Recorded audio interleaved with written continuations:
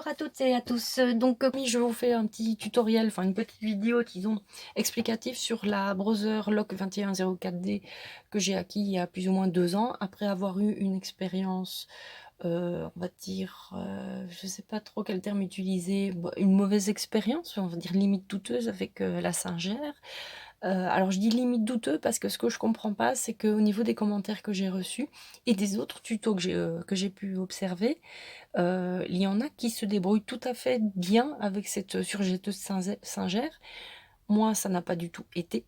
J'avais appelé donc le service technique, j'ai tout tenté, enfin, je suis sûre, on va dire à 80 que j'étais tombée sur un modèle défectueux. Donc si vous avez la Singer, ne désespérez pas tout de suite, continuez à regarder des tutoriels, continuez à vous exercer et peut-être que vous arrivez à la prendre en main. En tout cas, moi, ce que je sais, c'est que la Singer, j'étais encore dans la période où je pouvais la retourner. Je l'ai retournée sans aucun souci. C'était via Lidl et vraiment, ça se passe très bien par rapport à ça. Vous n'allez pas avoir de soucis, c'est vraiment très simple de la retourner. Enfin, je sais pas pourquoi je vous dis ça, parce que là, ici, on va parler de la Brother. Et cette Brother-là, on va dire, je l'ai prise en main en un quart d'heure. Je reviens tout doucement à la Singer. La Singer, après 2 jours, j'étais encore en train de m'arracher des touffes de cheveux parce que ça n'allait toujours pas. Donc voilà, je sais pas si vous avez déjà la Singer, continuez à persévérer, regardez des tutos. Sinon, si vous êtes encore en train de chercher sur quel investissement vous allez aller, la Brother est un excellent rapport qualité-prix selon moi. Bon, c'est quand même pas donné, c'est quand même plus ou moins dans les 300 €.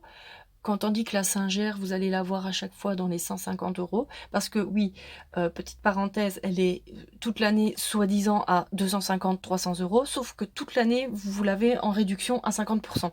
Donc aussi par rapport à ça, je vous demande de faire attention, finalement, ça fait quand même 2 ans, parce que j'ai reçu un commentaire sur ma chaîne il y a 4 mois disant: «Oui, mais pour l'instant, la surjeteuse Singer, elle est à 50 %». Alors je veux bien, mais moi il y a 2 ans, elle était déjà à 50 %. Il y a 6 ans, elle était déjà à 50 %. Dans 4 mois, elle sera de nouveau à 50 %, donc vous l'aurez toujours à 150 € plus ou moins cette surjetteuse Singer. Alors surtout si elle est à 300 €, vous l'achetez pas, vous attendez qu'elle soit en promo parce que de toute façon, toute l'année, il y a un moment donné où elle viendra, à 50 %. Bon, ça c'est vraiment la on va dire la grosse parenthèse sur la surjetteuse Singer, avec laquelle j'ai eu une très mauvaise expérience. Tandis que celle-ci, je reviens à ce que j'avais dit, je l'ai prise en main en 15 minutes. Je vais vous montrer comment l'enfiler. C'est vraiment très rapide et très simple. Et je vais tout d'abord, avant ça, vous montrer un travail que j'ai fait avec les réglages qui sont faits ici. Donc, sauf qu'elle était réglée comme ça c'était un autre truc. Voilà, voilà, tout comme ça. Top. Ouais, je la remets parce qu'en fait, entre-temps, j'ai encore fait autre chose. Voilà, donc voilà, là, les réglages sont faits pour ce point-ci que je vais vous montrer à l'instant. Voilà, un travail que j'avais fait, c'était une housse. Oh là là, c'est un peu trop proche, je vais reculer un peu. C'était une housse pour une machine, tout simplement, que j'ai fait. Rien de fun. Hop, je vous montre ici ce que j'ai pu faire avec cette machine. Ça, c'était vraiment la finition basse. À la place de faire un ourlet ici à ma couverture de machine, j'ai fait donc un ourlet classique, hein, comme on connaît tous, l'ourlet comme ça, etc. Je voulais pas, voilà, je voulais en finir au plus vite. Et étant donné que j'ai la chance d'avoir une surjeteuse, j'ai pu en finir au niveau de la finition avec ceci.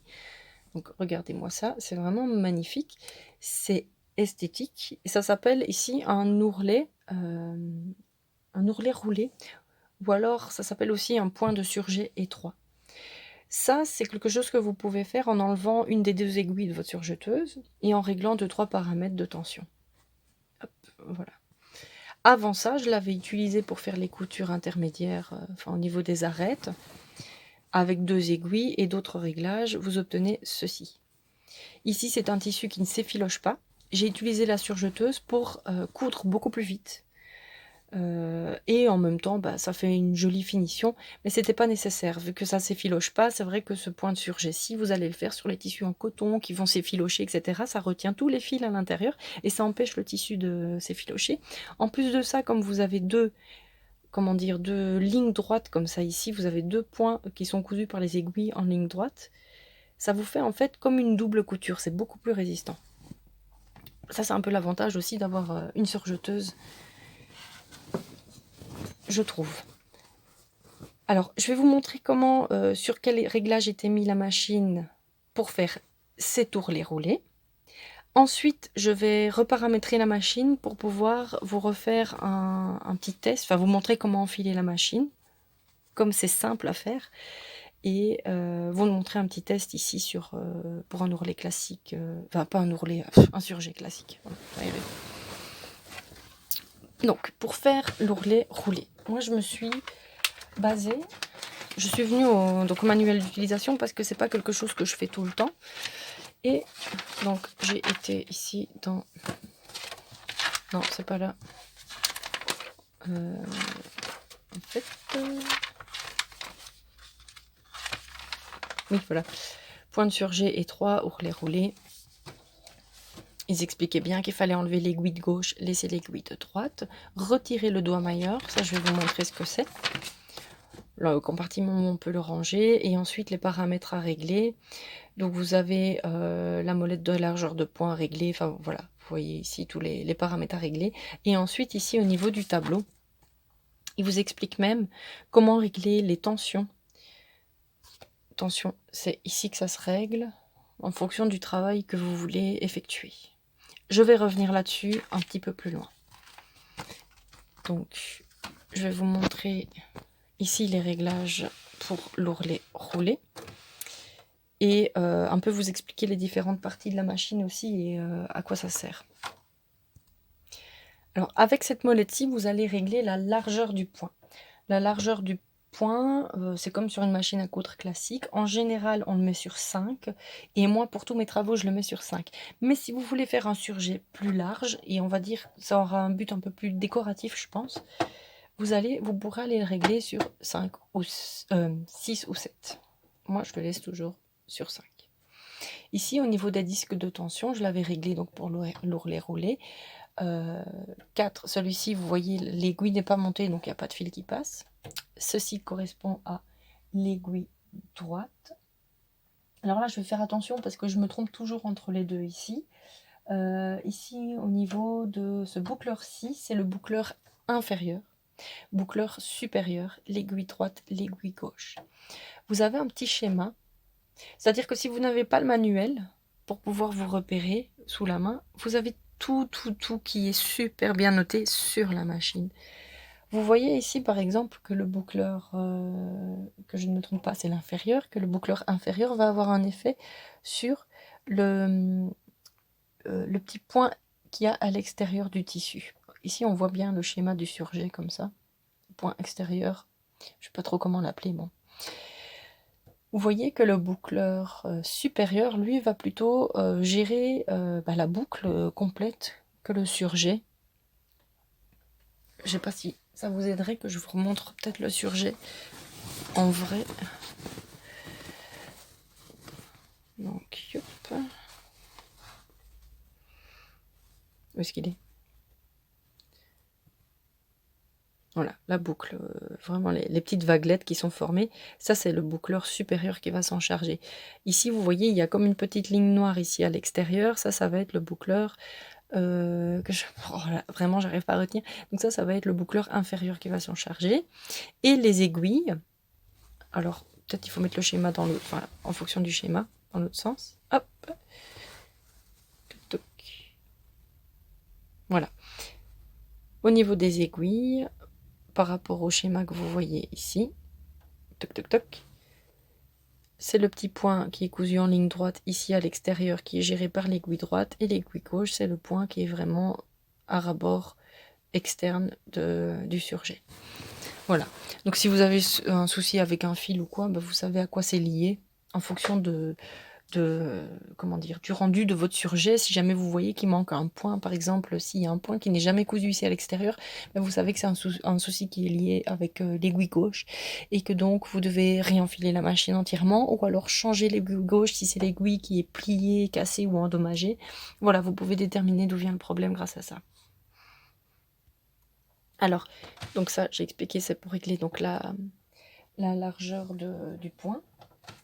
On va venir ici sur le côté.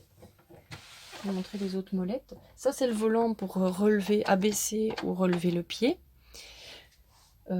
Alors ici, vous avez... ça, c'est la longueur de poing. Donc, largeur de poing, c'est ici. Longueur de poing est ici. Ici, pour faire mon ourlet roulé, j'ai dû le régler sur R. Hein, là, vous avez la molette pour commander vous-même la montée de l'aiguille. Et quand vous devez changer vos fils, vous devez faire correspondre les repères ici. Et ici, ça c'est la molette du différentiel, super, super important. Ça va vous servir en fait quand vous devez coudre un tissu beaucoup plus fin ou justement peut-être moins fin mais plus élastique. Là, vous allez jouer là-dessus. Moi, pour mon tissu, le textile que j'avais à coudre, il n'est ni trop fin ni élastique, donc je l'ai mis sur mon différentiel 1.0. Alors, c'est quoi le différentiel? Je vais m'attarder 2-3 minutes là-dessus parce que c'est vraiment super important et c'est ça qui fait vraiment aussi c'est un avantage en plus de posséder une surjeteuse en plus d'une machine à coudre. En fait, le différentiel, je vais vous montrer un schéma qui est bien expliqué justement dans le manuel. Réglage de l'alimentation différentielle. Donc, vous voyez ici que on va venir au truc standard. Quand vous êtes sur un tissu qui n'est ni trop fin ni extensible, vous avez les deux griffes qui tirent le tissu, parce qu'il y en a deux qui vont tirer le tissu à la même vitesse. Je vais vous montrer c'est quoi les griffes, comme ça c'est sûr, vous comprendrez vraiment. Hop, elles sont ici. Vous voyez ici les deux griffes dentelées qui sont ici, là en dessous. Ici vous avez une griffe dentelée à l'avant et une autre série de griffes dentelées à l'arrière. Ces deux griffes-là, avec l'alimentation différentielle, ne vont pas avancer à la même vitesse. Elles vont avancer à deux vitesses différentes ou pas. Elles peuvent avancer à la même vitesse et c'est ce qui se passe quand vous êtes sur le 1.0.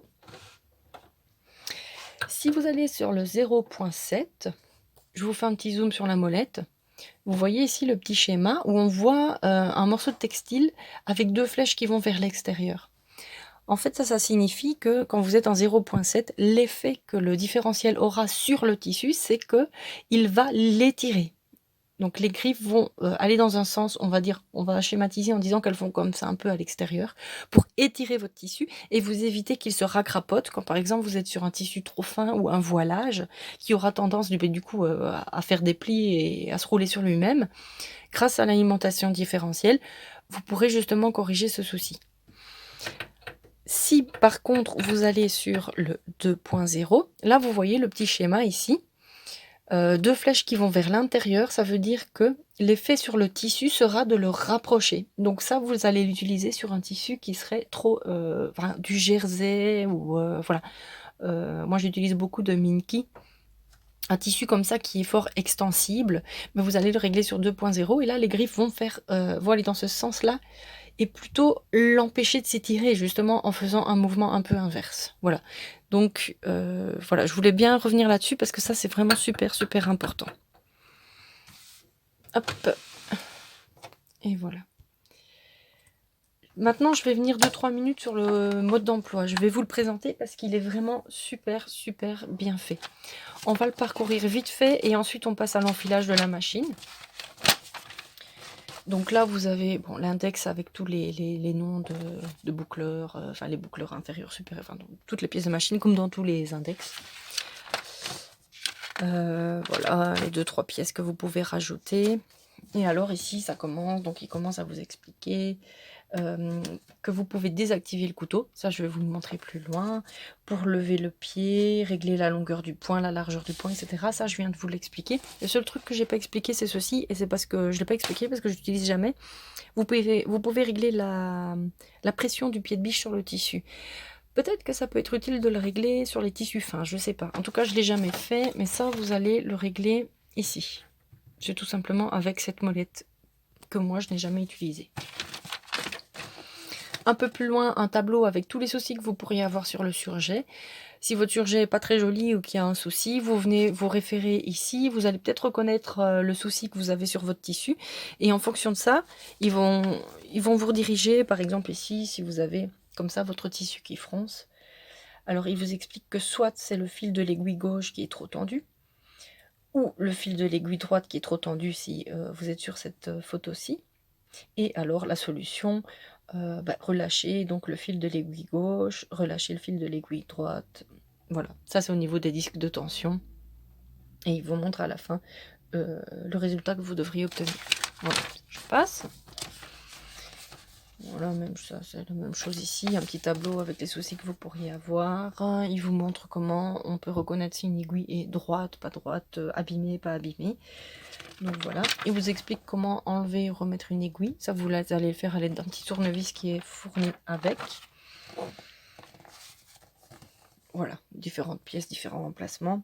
Et on arrive ici à l'enfilage du boucleur inférieur. Alors moi je vais vous dire, alors c'est très bien fait, hein. C'est vraiment très bien fait. Au niveau de l'explication, même au niveau du schéma, vous avez même une couleur pour vous repérer. Mais c'est encore mieux fait si vous ne lisez pas le manuel. C'est ça qui est extraordinaire. C'est-à-dire que moi je ne l'ai pas lu. Je me suis dit c'est quoi ça? Non, c'est trop, c'est pas encore assez concret. Je suis passée directement à la machine. Hop. Et je l'ai enfilé direct, en 15 minutes c'était réglé. Ici je vais le faire devant vous, voilà, en replaçant même, vu qu'il me manque une des 2 aiguilles, je vais en profiter pour la remettre et vous montrer vraiment tout, tout depuis le début, quoi. Alors moi ici j'ai justement un travail à faire qui va me demander donc plutôt de faire un surjet au fil blanc. Je suis sur des bobines noires, alors vous avez 2 solutions, une que je n'aime pas, parce que je n'y suis jamais arrivée et ça me fait perdre plus de temps qu'autre chose, c'est d'aller chercher votre fil qui est déjà enfilé. Je vous montre ici. Vous le coupez. Ils sont emmêlés ici avec, parce que je ne l'utilisais pas. Ouais, ça c'est...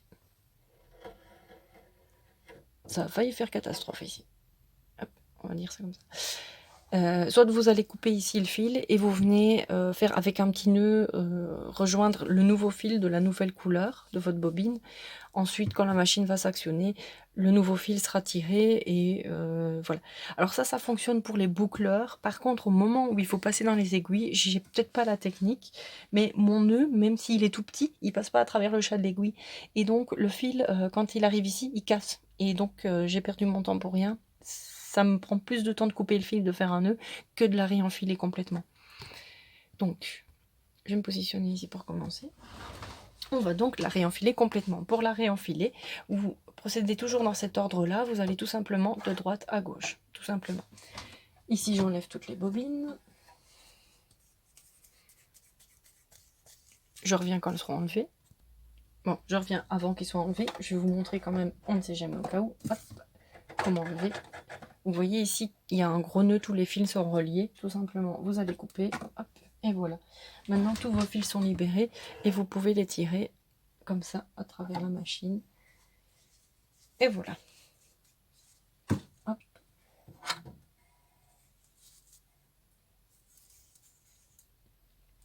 Hop. Et hop. Alors, tout à l'heure, je sais pas si vous avez vu, mais il y avait quand j'ai fait mon point de surjet ourlé, il y avait une bobine que j'avais laissée là-bas, que je n'utilisais pas, sur l'aiguille gauche. Le fil s'était pris dans la bobine de l'aiguille de droite, et si je continue à coudre comme ça allait me faire une grosse catastrophe. Pour éviter que les fils se mélangent, s'accrochent les uns aux autres, et qu'ils restent bien dans la direction où ils doivent aller, vous pouvez placer ici les filets de sécurité qui sont fournis avec la machine. Hop, on sort le... Voilà, on prend le fil, on passe le filet, et on vient l'enrober comme ça, avec le fil vers le haut.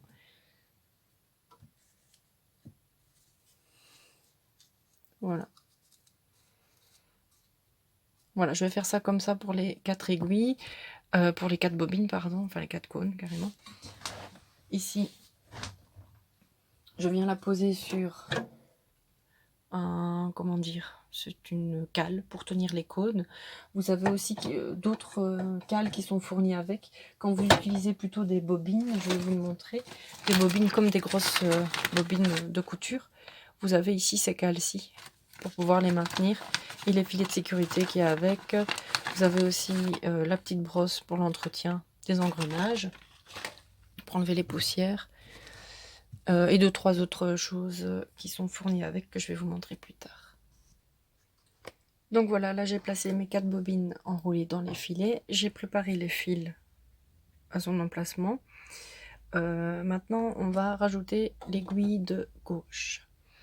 Pour ça, je vais remonter l'aiguille au plus haut point. C'est déjà fait. Vous voyez, ici, vous avez un repère là qui est gravé en relief et un repère qui est dessiné. Vous venez mettre le repère sur le repère. Hop. Et vous savez que l'aiguille là est montée au plus haut. Pour changer l'aiguille, je vais m'aider en abaissant le pied. Voilà. Et vous avez ce petit tournevis qui est fourni avec. Hop. On va desserrer ici. Non, c'est pas celui-là. C'est ici. Voilà, je desserre un peu. Le côté plat de l'aiguille, vous avez un côté rond. Voilà, un côté plat, un côté rond, le côté plat vers l'arrière, comme pour les machines à coudre. Où est-ce qu'il est maintenant? Voilà. Hop, hop. On va essayer de ne pas faire tomber l'aiguille dans le système.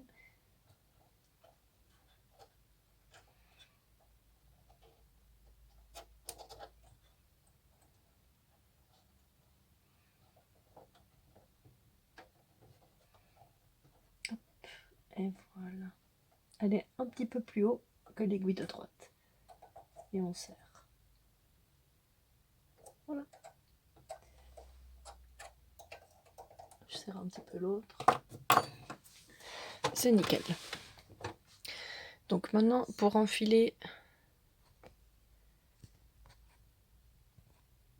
chaque fil. Donc comme je vous ai dit tout à l'heure, on va commencer par le boucleur inférieur qui est ici. On vérifie qu'on est bien au point ici, repère sur repère. Et on lève le pied de biche pour relâcher la tension qu'il y a dans les disques de tension et les ouvrir. Alors ici vous avez des chiffres qui sont gravés, tout est super bien indiqué. Vous avez gravé en relief le numéro 1, le numéro 2 et le numéro 3. Je ne sais pas si en faisant un zoom vous allez le voir. Voilà, donc 1, 2, 3. Donc ça c'est gravé en relief, ensuite c'est écrit, c'est noté et en plus il y a des couleurs. Donc, je dézoome comme ça vous voyez tout dans l'ensemble. Je vais essayer de monter la caméra un peu. Oh la galère. Top. Voilà.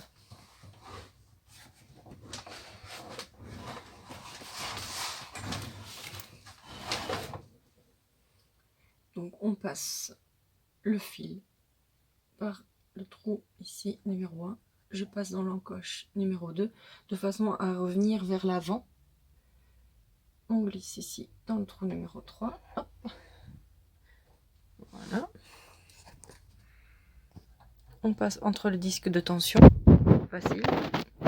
Là, on va ouvrir le cache pour découvrir la bête de l'intérieur. Et voilà. Ici, vous avez l'étape 4 et toutes les opérations sont notées en bleu. Vous voyez un 5. Et puis un 6 et un 7. Vous avez deux repères bleus ici. Un zoom. Vous avez deux crochets ici en bleu qui sont nommés 6 et 7 en bleu. Vous passez donc en dessous des deux crochets. Ensuite, le 8, comme ça. Et on le passe ici, il y a un genre de petit crochet aussi. On le passe là. Alors, l'étape 9, elle est écrite. Vous voyez, ça c'est 8 en bleu. Vous avez un 9 en bleu. Ils vous disent donc qu'ici, vous avez un petit levier à actionner. Ce qu'on va faire tout de suite, je déplace juste la caméra. Et hop! Voilà. Vous avez donc le boucleur inférieur qui s'est dégagé. Donc, hyper facile d'accès. On regarde le schéma. Vous passez ici, donc au niveau du 10, vous passez le fil dans la petite encoche arrière qui est là. Vous suivez le long de la rainure du boucleur et ici il y a un petit trou par lequel vous passez le fil.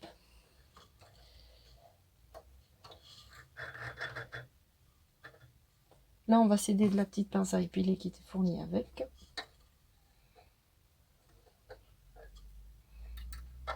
Voilà. Et vous voyez ici sur l'image 11, oui, que une fois que vous avez tiré le fil à travers le chat du boucleur, vous le passez sous le boucleur supérieur. Comme ça. En dessous. Et puis vous allez tirer ce fil vers l'arrière de la machine. Ah bah tiens, en tirant le fil, le boucleur est venu automatiquement avec son ressort se remettre en place. Voilà. Il y a un peu trop de tension dans mes boucleurs, donc le fil est coince un peu. Voilà, j'ai oublié de régler ici. Je sens en tirant sur le fil qui coince parce qu'il y a trop de tension dans le disque.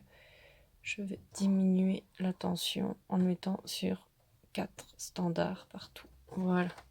Voilà, là il est beaucoup plus facile à tirer, à manipuler. Donc vous voyez, il est là. Je l'ai mis derrière, à l'arrière de la machine. Maintenant, on passe au boucleur inférieur, supérieur. C'est cette bobine-là.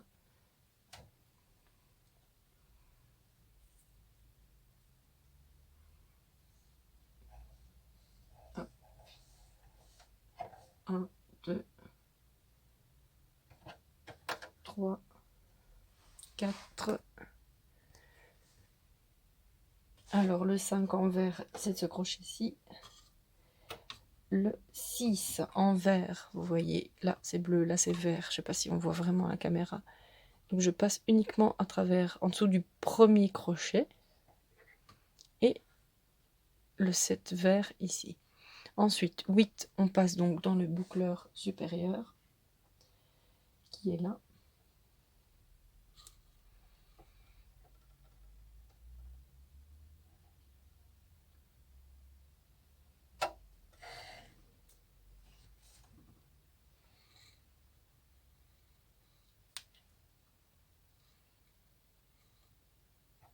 Voilà. Et avec la petite pince, je viens de tirer à l'arrière de la machine, sous le pied de biche de la machine ici. Et voilà. On passe au fil de l'aiguille droite.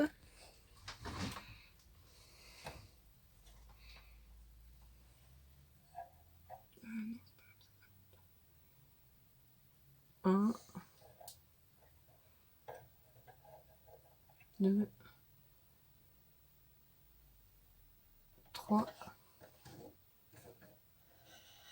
4, 5, et là vous avez un petit repère qui vous indique d'aller vers la droite. Voilà, on passe dans le crochet qui est ici, et puis dans le chat de l'aiguille droite.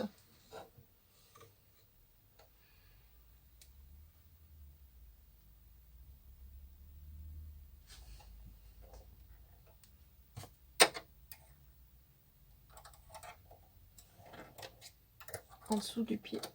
Voilà. Puis l'aiguille gauche, ben c'est le même principe.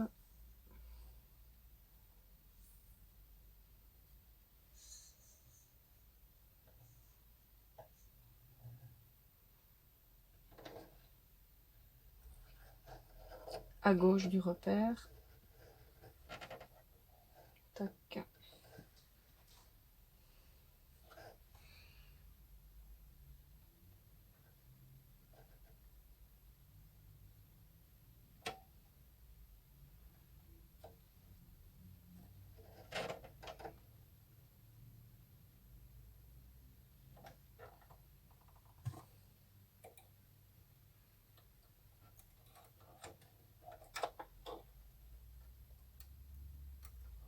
Voilà, la seule chose qui manque à cette machine, c'est un enfileur automatique ici au niveau des aiguilles.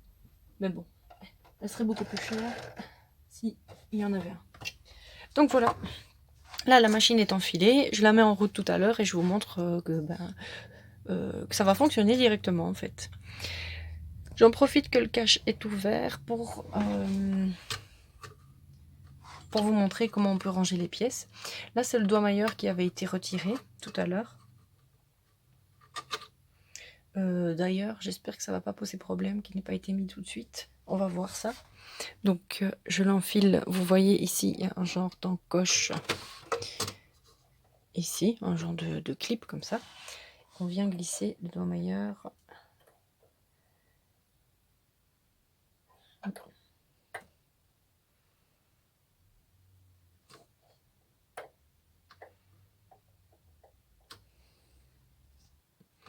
Et je viens tout simplement le coulisser comme ceci.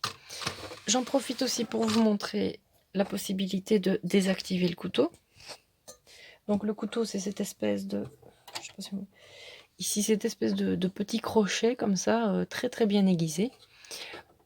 Si vous voulez passer votre tissu sans le découper, tout simplement vous abaissez comme ça le couteau. Voilà, c'est très simple. Là, il est désactivé. Vous faites ça évidemment toujours tout ça quand la machine est hors tension. Là.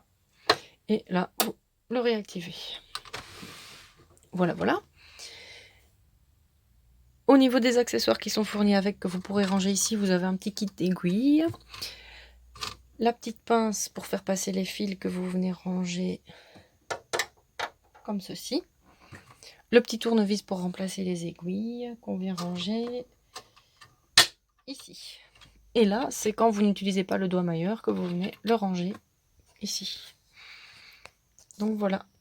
Là, je referme la machine. Voilà. Je la mets sous tension et je vais chercher une petite chute de tissu. Voilà, j'ai trouvé justement une petite chute de voilage. Avant d'activer la machine, donc vous abaissez le pied de biche. Vous la mettez sous tension. Vous prenez le groupe de fils qui est ici. Et vous faites tourner la molette dans le sens qui est bien indiqué ici. Flèche dans ce sens-ci. Tout en tirant les fils. Vous faites tourner la molette avant d'appuyer sur le pied mécanique, enfin le pied de, comment dire, je sais pas comment, la pédale, voilà, avant d'appuyer sur la pédale de la machine. Donc vous faites tourner la mallette et comme ça vous vous assurez que les engrenages tournent bien, qu'il n'y a rien qui coince. Et ça permettra aussi de voir si les fils s'entrecroisent correctement comme il faut. Voilà, ici on voit que rien ne coince, tout est nickel.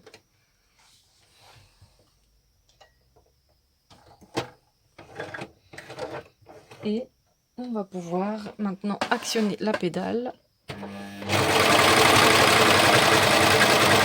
Voilà. Vous sortez 10 cm de fil comme ça entrecroisé, plus ou moins, et vous pouvez commencer à travailler. Juste avant, voilà, ni trop fin ni élastique. Je monte le pied. Les réglages sont standards partout. Je le fais ici. Je vais désactiver le couteau, tiens. Oula, attention. Je désactive le couteau. Voilà. Je remets sous tension. Et là, comme ça, vous allez voir justement l'effet que ça a quand il n'y a pas le couteau. Alors, soit vous suivez pour que le tissu ne fasse pas une boule dans le surjet, vous suivez ce repère-ci. Donc ça, c'est un repère quand vous avez les deux aiguilles qui sont montées pour le repère du surjet maximum à l'extérieur. Et le repère pour le surjet maximum extérieur. Il est ici, c'est la petite rainure là. Donc votre tissu, vous allez le coulisser le long de cette rainure. Hop, je vais démarrer de là. J'abaisse ceci. Je règle le différentiel sur standard. Voilà, et on est parti.